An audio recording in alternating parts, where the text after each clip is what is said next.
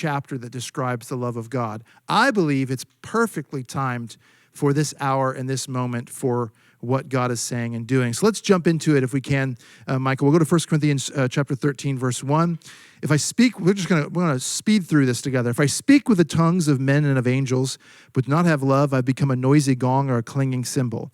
If I have the gift of prophecy and know all mysteries and all knowledge, if I have all faith as to remove mountains, but do not have love, I am nothing. If I give all my possessions to feed the poor, and I surrender my body to be burned, but do not have love, it profits me nothing. For love is patient, love is kind, it is not jealous, love does not brag, it is not arrogant, does not act unbecomingly, it does not seek its own, it is not provoked, does not take into account a wrong suffered, does not rejoice in unrighteousness, but it rejoices with the truth, it bears all things, it believes all things, it hopes all things, it endures all things. Love never fails. But if there are gifts of prophecy, they will be done away. If there are gifts of tongue, they will cease. If there is knowledge, it will be done away with. For we know in part and we prophesy in part.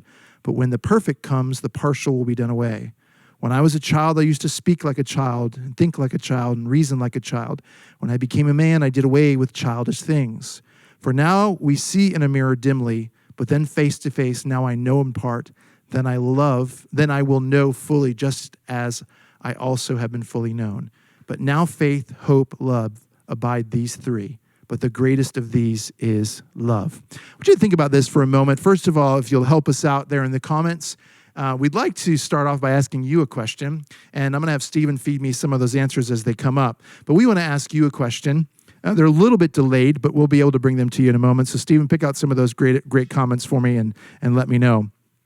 I don't have my ears in, so you can just shout them out at me. But why don't you put in the comments something that you have loved or love about being quarantined. Or you could put something that you love that you miss. So go ahead and put that in there for us, and we're going to get some of those good comments up. And Stephen, you can feed those to me. We want to know what you love. And if you put Jesus in there, we're going to smack you across the face, okay? We do not want the religious answer tonight. We just want something that you love. It could be a person. It could be a food. It could be a store. It could be a park that you like going to. Something that you love and that you miss, or something you love and enjoyed in the last quarantine. So Stephen, let us know what it is. And some smart aleck is definitely going to put Jesus in there. I guarantee it. It's coming. All right. We all love Jesus. What's that? Daniel Milks. Yes. He'll put Jesus in there. I want to break this scripture down. And as you get those, Stephen, you can feed them to me. But I want to break this scripture down. In the Mirror Bible, it says this. It says, speaking in tongues is not the point. Love is. It is neither angelic eloquence nor the mastery of human language that persuades.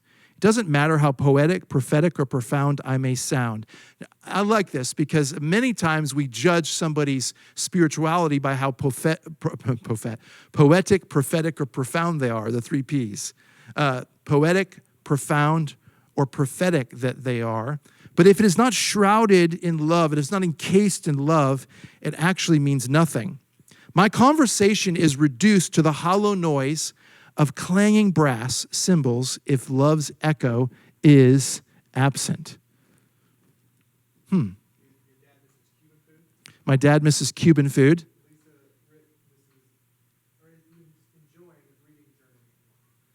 Enjoying reading, journaling, and blogging. Walking. My dad misses Cuban food. That's a great answer. I do too, Dad. I do too. I miss DSW. Just going to throw that out there. I stop there about twice a week. I buy a pair of shoes maybe every 2 months or 3 months, but I stop in there at least twice a week just to check the clearance rack. You never know what you'll find. Okay. The Greek word, I want you to hear this. This is important. The Greek word for love is the word agape, the love of God. There's three main words used for love in the Bible, but the Greek word for love of God is agape. And it means this. It is from the word ago, meaning to lead like a shepherd guides his sheep, and pao, meaning to rest. It's the same thing as when in Psalms 23 it says, he leads me beside still waters. Love, the reflection of love or the idea of love actually leads, it is the leading to rest. If I could preach nothing else tonight, I want you to hear that. Love always leads us to a place of rest. So if we are loving somebody, we're inviting them into a place of rest. When God is loving us, he's inviting us into a place of rest. And so we respond to God and we respond to his love by realizing because he loves us so much, we can rest in him.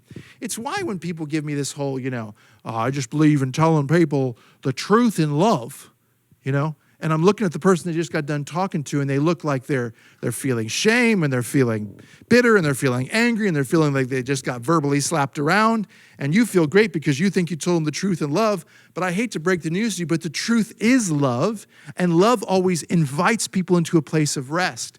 Love and the kindness of love and the tone of love invites people to a place where they're beside still waters.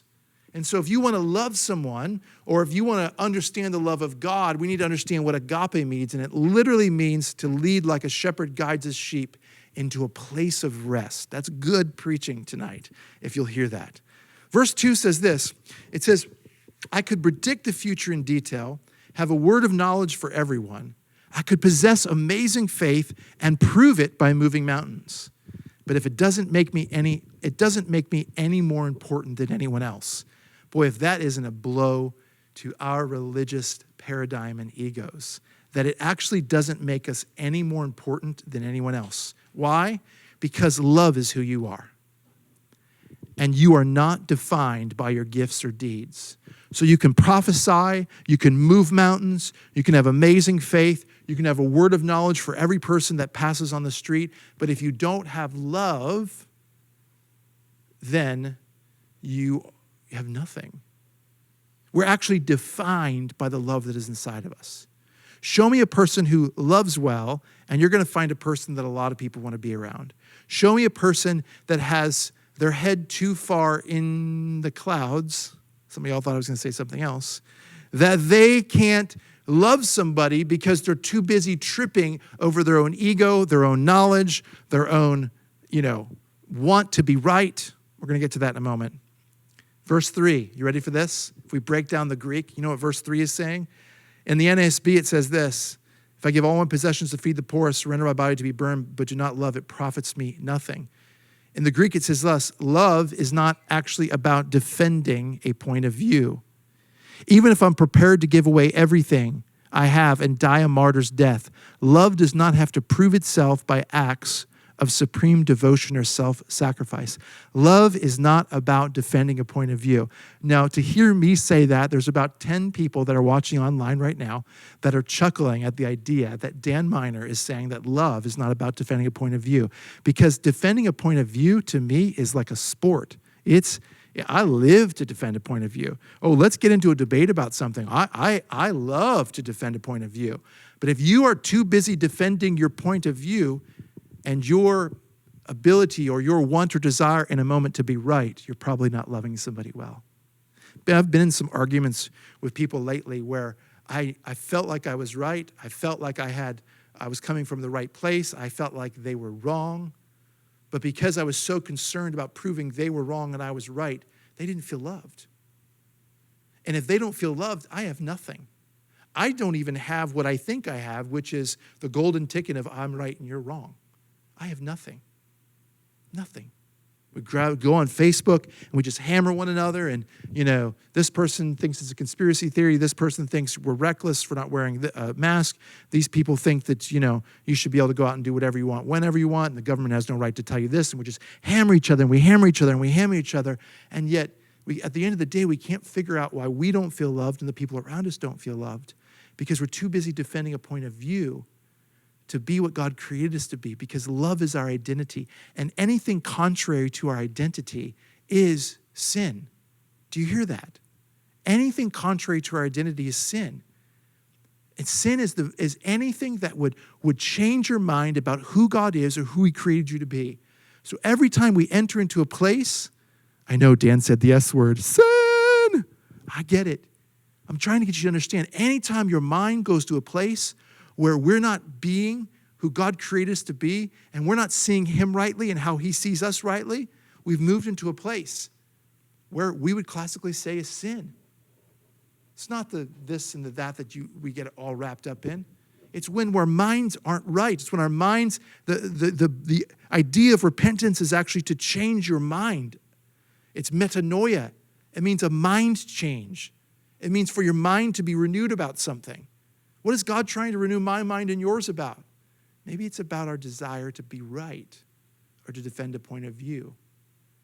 How many of us have defended a point of view in the name of God, thinking we were doing God a favor? Do you think God needs us to defend him? Stand up at the steps of the Capitol protesting on behalf of God. Really? Do you really think God's in heaven like, finally, somebody's got my back? Do you really think that's what this is about? Meanwhile, spewing things that are causing people to think that we don't love them. And if we don't love, we have nothing. And don't give me this, I'm loving God in the process by defending him. He didn't ask you to defend him.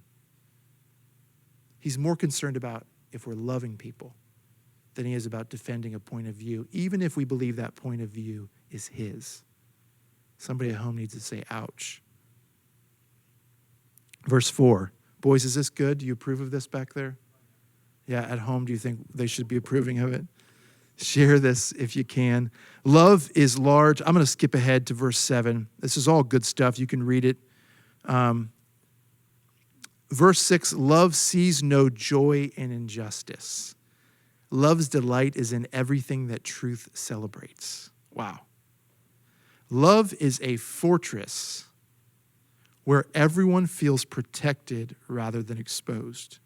Love's persuasion is persistent, and love believes. Love never loses hope and always remains constant in contradiction. I'm getting ready to get out of focus because I want you can go wide, Stephen, if you need to. I want you to hear what I'm saying right now. Listen to me. Listen to me. Please listen to me. This is a lesson I've had to learn on my own. I will get off the stage and come right up into your grill, okay? Listen to me. Love does not expose. That's too close. All right, we'll get back there. Love is a fortress where everyone is protected. When someone doesn't feel protected, we're not loving them, okay? If someone doesn't feel protected, we're not loving them. If we kick them out of the safety of the fortress, if we kick them out of the safety of community, if we kick them out of what they have come to know as their safe place with people because we don't agree with them, and we think that we're doing something right by God, I'm going to tell you this right now. It is not love. Love is a fortress where everyone feels protected rather than exposed. Well, how do you confront wrongdoers, Pastor Dan? In love. In love. Well, you know, if I think Billy Bob is drinking too much and he's doing this and he's doing that, he needs to be confronted by a brother or an elder in the church. Really? How about you do this? Billy Bob. I don't know why it's Billy Bob. I mean, I don't think country people drink more than regular people, so, but do they, Stephen? You grew up in the country town. I mean, you know, he said, that's politics. I will say this right now. How about this? Hey, Billy Bob, man, I've been just thinking about you a ton, and I care about you so much. I love you so much. And I just want to make sure there's anything going on in your life that you're struggling with, or you just feel like you need to numb or forget, or if you're just overwhelmed, or if there's anything in life that you're just turn into things that aren't helping you, or you just need an escape. I'm here to talk to you, dude. I love you. I care about you. I'm worried about you. Do you feel any shame in that sentence? Or those sentences? Do you feel any attack? Do you feel any accusation? I've been challenged lately on this idea recently about changing my tone from a tone that comes across as accusatory to a tone that actually invites the person on the other side into a partnership to solve a problem. You see, because if I love you, your problem is now my problem. So I want to help you because it's my problem too. Because in relationship, we bear one another's burdens. So it's no longer about isolating the person and walking around them like you. This one has a problem, a really big problem right here, everybody. And we're going to help you. Don't worry. No. Your problem is my problem. Your problem is my problem. because we bear each other's burdens. Your shortcoming now becomes my shortcoming because we're in a community and we have relationship.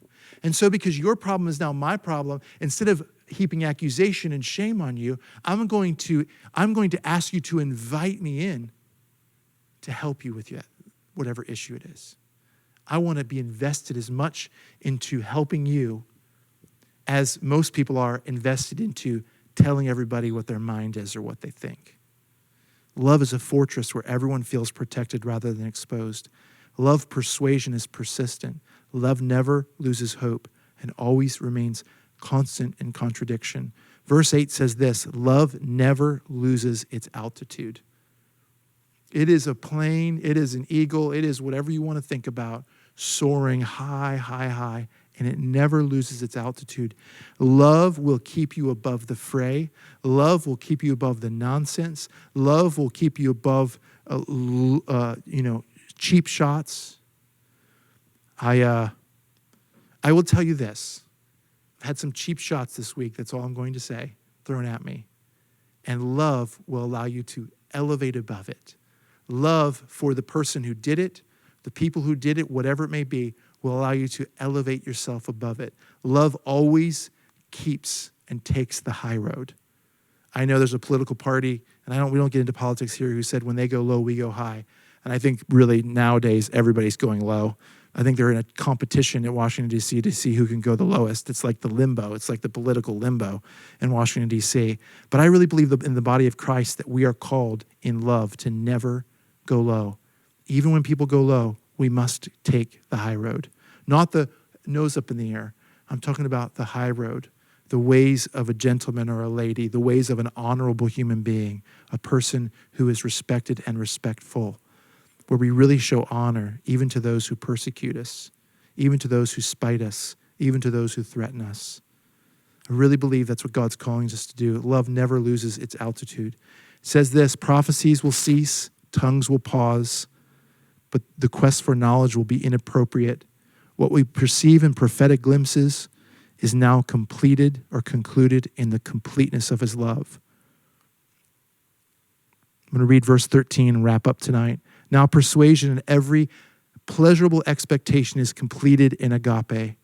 Faith, hope, and love are in seamless union.